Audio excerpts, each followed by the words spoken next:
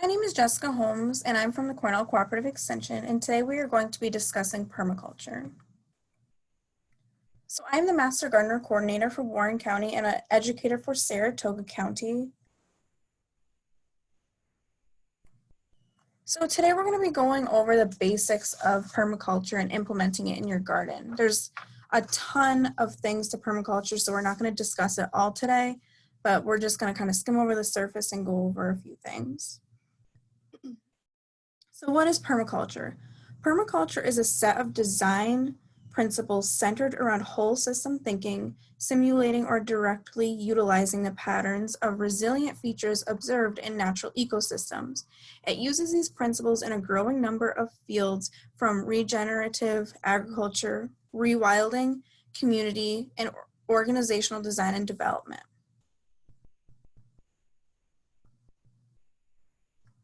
So why do we use permaculture?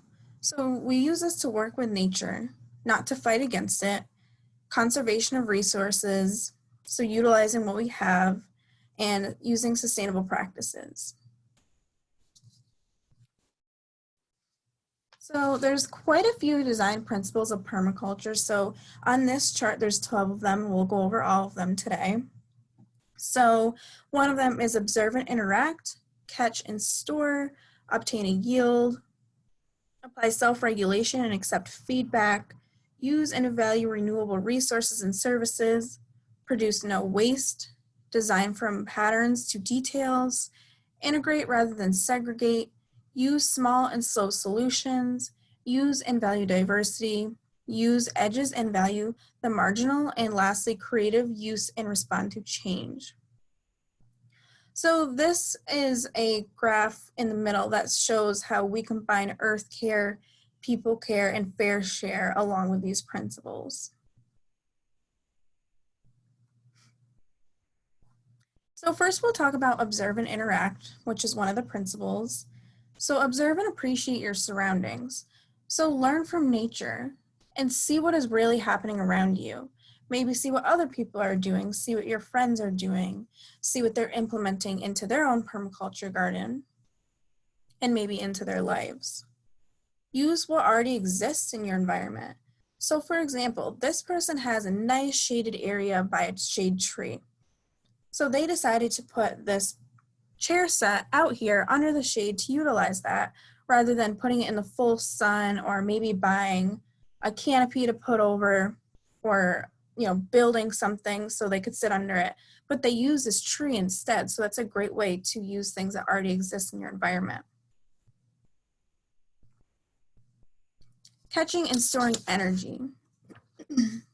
So create systems to collect resources. So this person used a rain barrel, and it's actually decorated really pretty. So you can do a lot with these. You could just get a plastic tub or something wooden like this one, decorate the outside. You could put a spigot in it.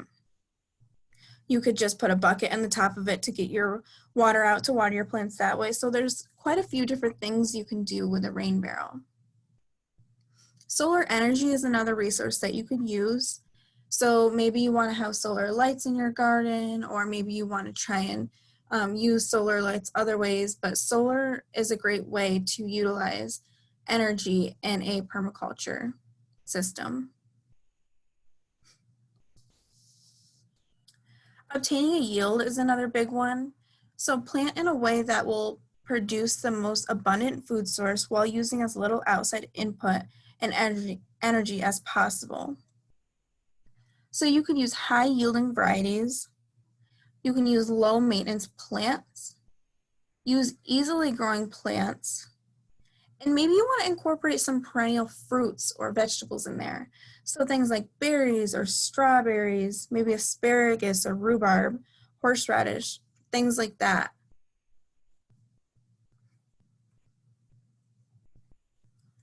Use and value renewable resources. So using nature's abundance to reduce consumption and dependence on non-renewable resources.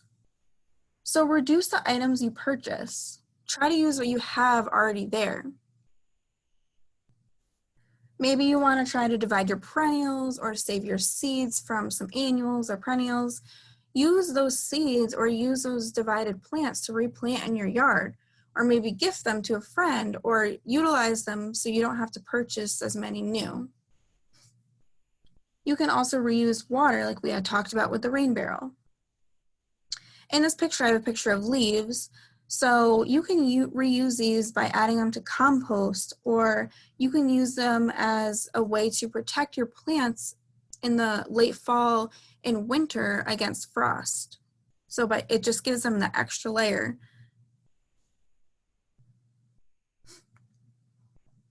So apply self-regulation and accept feedback. So make sure to have realistic expectations for the amount of land you have. So if you have a 1/4 acre, you're probably not going to have a whole entire apple orchard or blueberry orchard or anything like that, but utilize what you have and try to make the best out of it. So this person grew vertically, so they used an old pallet, or on the other side, they used old soda cans to create a way to grow vertically rather than growing out. You can also use container gardens. So maybe if you just have a back deck, or you live in an apartment and just have a patio or something, you could put them out there. Use hanging baskets. You can use like herbs and hanging baskets, lettuces, things with a shorter root system. If you have the room, you could use a raised bed, or you could just grow directly into the ground and maybe it's just a smaller area. Of course, if you did have a larger area, you could do a lot more things on it, but just remember to have realistic expectations. So also remember to produce no waste. This is the biggest design principle for permaculture. And use all products in your garden or space. So one example would be to use food scraps in your compost. Or if you have animals in your permaculture system, then maybe use your chicken manure or your cow manure or any other animal manure that you have, and you can also compost that as well. So you're utilizing everything that you have and nothing's going to waste. This person here has a trellis, so you could easily go out in your backyard and grab some sticks or grab some branches that you would be able to create a trellis or create a cage for your plants so they can grow upwards. Or maybe so they don't fall over.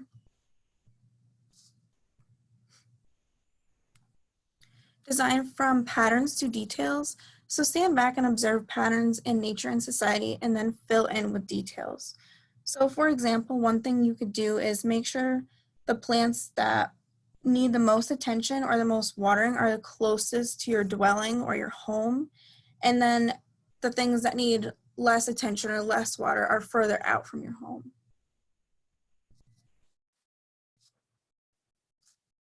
So integrate rather than segregate. So putting things in correct places so they can work together in harmony rather than fight against one another. This creates support for each part of the garden. So on the left side, you see that they have a large shade tree that's putting out some shade.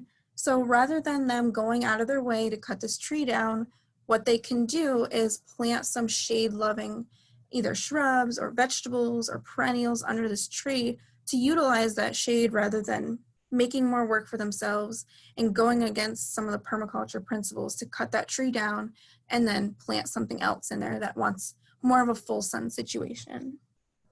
So utilizing that shade from that tree. And then here on the other side, there's a spiral garden. So this is meant for watering purposes as well as looks. So you can water from the top and the water will gradually work its way down. So this is another way to use less water and utilize things that work together.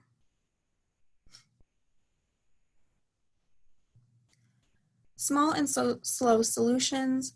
So these are used because they are easier to manage and allow for the use of local resources, and they lead to a sustainable outcome. So one example that I like to use is pH.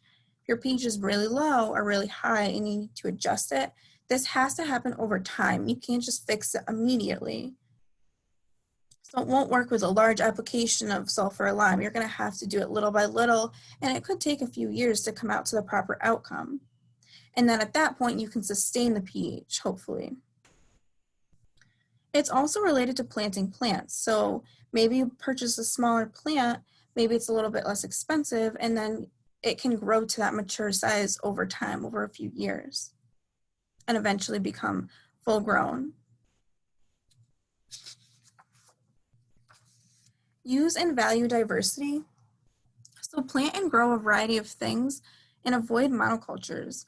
Monocultures often have disease and insect issues, so that's why we don't often like to see it in our gardens, and especially permaculture.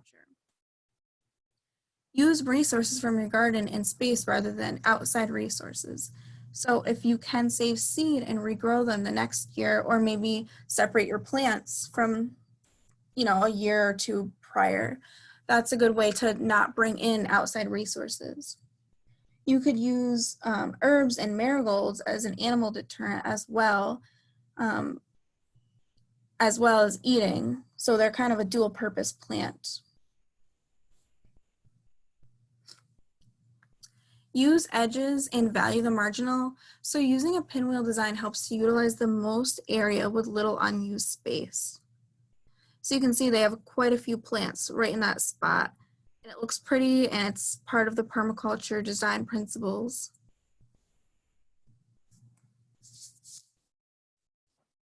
Creatively use and respond to change. So creating a positive impact on the inevitable changes. So permaculture is both present and future.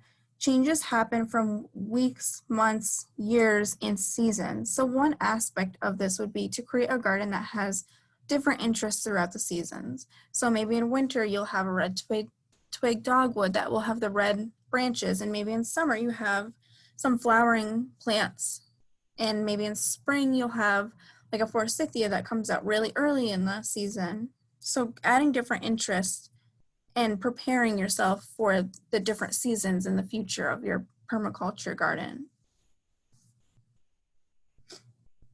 Permaculture garden design. So there's quite a few things to think about in this. So what is your environment like? How much rain do you get? Is it sunny? Is it shady? Where is it? Is it near a home? Is it in a field? Is it near the edge of the woods? Are there animals around that will bother your plants? Is there already plants that are established there? Are you starting from scratch? Will you use resources that are currently on the property? And what do you want to plant? Are you going to plant edibles? Are you going to plant ornamentals? Are you going to do a mixture of both? So edibles can give you food, while ornamentals are pretty and also great for pollinators. So it would be nice to combine the two. Decide where you will have a water source or a rain barrel, because this is where the plants will go that need the most water. Or if you have a slope, put the plants that need the most water at the bottom.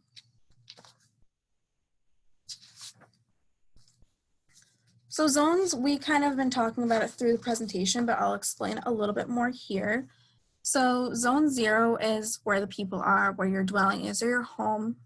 And then zone 1 is the most visited area in the garden. So the highest maintenance plants will go here. So maybe something that needs a little bit more water. So your annuals and your vegetables would go here. And then zone 2, it's still visited often, but not every day. So maybe you'll have some shrubs, trees, fruits, your windbreak will be here. And zone 3 is very similar to this. You'll still have those fruits, shrubs, trees. And so zone 3 is still managed, but not visited. Maybe it's only visited every couple of days instead of every other day. Zone 4, it's still semi-managed, but it's best used for gathering wild foods, plants, or harvesting trees. And zone 5 would be more of the unmanaged section of your permaculture garden. So wildlife usually lives here, and this is a good area for native plants to be. So here is a picture of some of the zones. So you can see zone 1 is right outside the doorway of the home. Zone 2 is just a little bit further. Zone 3 is still pretty close, but maybe they don't go there every day. And then zone 4 is even further.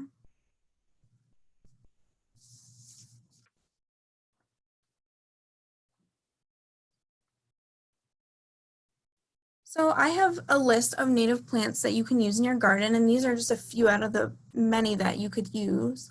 So you could use a high bush blueberry. So this is great because you'll get the blueberries and you'll get the fall bright red color.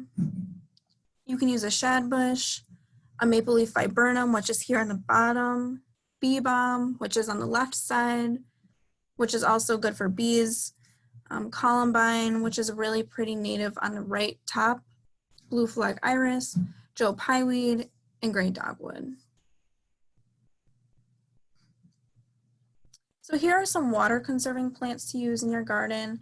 So one would be yarrow, Montauk daisy, purple coneflowers, which you can see on the left side, coral bells, which are awesome because they're good for shade as well, Korean spice viburnum, which is on the bottom here on the right, nannyberry, bayberry, and blue-made holly, which is on the top. So quite a few different water conserving plants, and these will help maybe on your further out zones. Invasive species to avoid.